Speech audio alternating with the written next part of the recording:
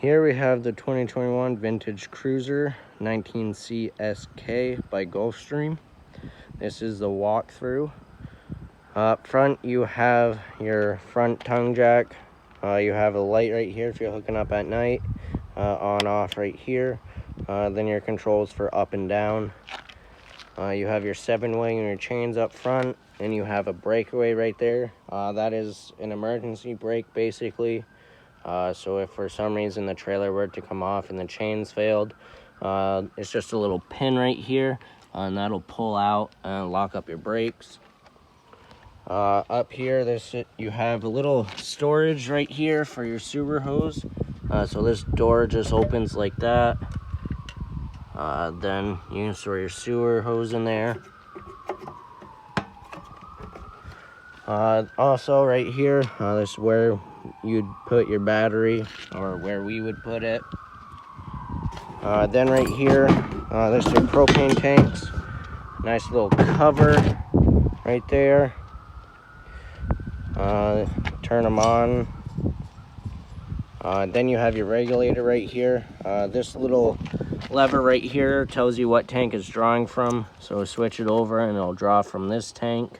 There's an arrow right there as well. Then right here, you can see it's clear. That means there's gas going through it. If it were to go empty, or if they were just off, it'd be red telling you that there's nothing going through. Moving to the right, you have a little storage right here. You have magnets on it, so it just holds it open. Your power cord right there. Nice little hose right here, spray port, so you can rinse stuff off outside. Decent size pass-through storage. On each corner you have stabilizer jacks. Those are only meant for stabilizing, so you crank them down till they hit the ground, or if you have blocks underneath, then 1/2 to 3/4 of a turn. Just put that little pressure on it. You don't want to try and lift the camper, or else it'll bend the jacks. Right of the storage, you have your freshwater hookup. So that's if you're traveling or going to a state park, or you're dry camping, you'll have onboard water with you. And the drain for that is just under here, just right there.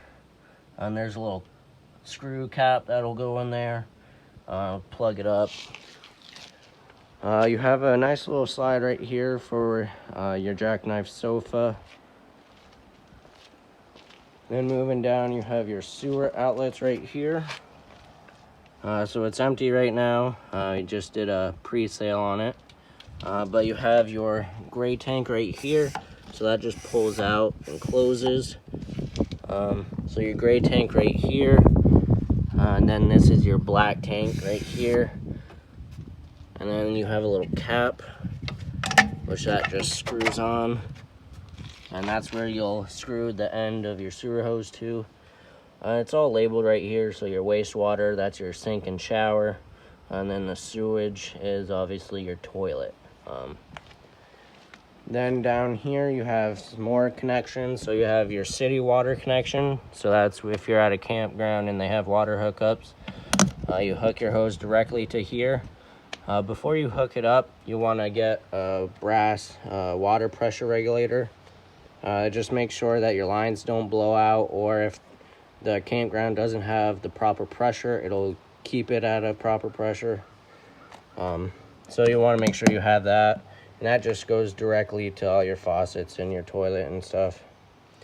To the left of it, you have a black tank flush. So when you're dumping your sewer tank, you can hook your hose up there and it'll just flush out your tank, make sure everything's all cleaned out. When you use this, make sure that this valve is open. The reason I say that is if you hook up your hose and that is not open, if you get carried away and neighbor comes over, or if you have kids and you know they need some attention, it'll fill up and then you'll have a mess inside. So just make sure that that is open when you are using your black tank flush. Then this is a spray port, so that's where you hook up that blue hose. Just like an air hose, you push that in, put the end without the hose end on it, and then you'll have water. It's only cold water, so you'll just have to rinse stuff off out here. If your feet are dirty, you're coming from the beach or whatever, or if you have a dog, or if you have some greasy dishes, you can rinse them off out here. You have your power hookup right here, so this is where you hook up your power cord. This is a 30 amp service, says it right here. So if you're at a campground or whatever, make sure you get that 30 amp hookup. If you're at home, you can get an adapter and plug into extension cord or the regular household outlet. The only thing with that, just make sure you don't run your AC, because that requires that 30 amp outlet. If you try and run your AC on your household outlet, it'll burn up your cord. Below that, you have your cable hookups and satellite right here, and those just pop open, and then you can hook your cable right there. Your rear stabilizer jack on the left side. Then back here, you have the back of the fridge right here. You never have to go back there, it's just where we service it. Then you have the exhaust for your furnace. Make sure nothing's in the way of that, or you don't touch it, or your kids don't touch it when it's using. It gets pretty hot, so it'll burn them, or it'll melt whatever's in its way. Then up here you can see that this is pre-wired for a Furion backup camera. So that's a nice feature to have, and that is wired directly into your clearance lights. So if you do have that, or if you want to get one, when you want to use your backup camera, make sure your lights are on your vehicle, so that it gets power to the camera. That's a common question people ask, why isn't my backup camera working? It's because it's wired directly to your lights. Then on this side, you have your water heater on the back. This is gas and electric. So right here you have an anno rod. What this does is the calcium eats away at this instead of the tank. It also acts as your plug too. So it just goes right in there, screws on, and then keeps the water inside. You have your pressure release valve right here. So when you have water in there and you want to drain it for the season, make sure you pull that, release all the pressure before you unscrew your plug. Then for the electric, to turn it on, you have your switch right here. There's only this switch for the electric, so you have to come out here to turn it on. A neat trick that a lot of people do, they'll leave this switch on. Make sure there's water in the tank first before you turn that on, but they'll just leave that on, and then you have a breaker inside specifically for the water heater. On the electric, you can just flip the breaker on and off, and that'll act as a switch too, so you don't have to keep coming in and out to turn it on and off. Then this plug right here, this is for the drain for the freshwater tank. We just store them in the water heater area. Then right here you have some hookups for a TV, so you can mount TV right here. This unit does come with TV mount, so you can pull that off and put it right there.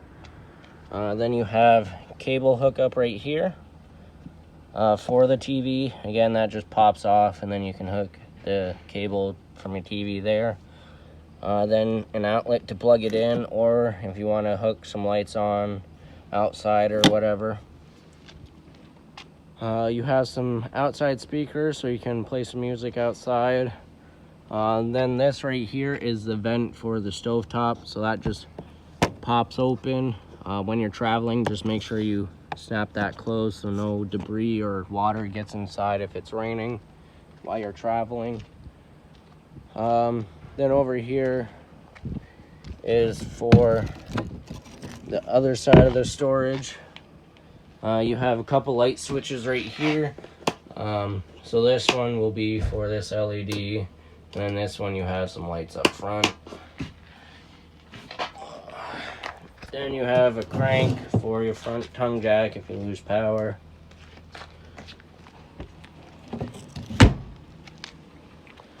And that is everything outside, and we'll be moving inside now.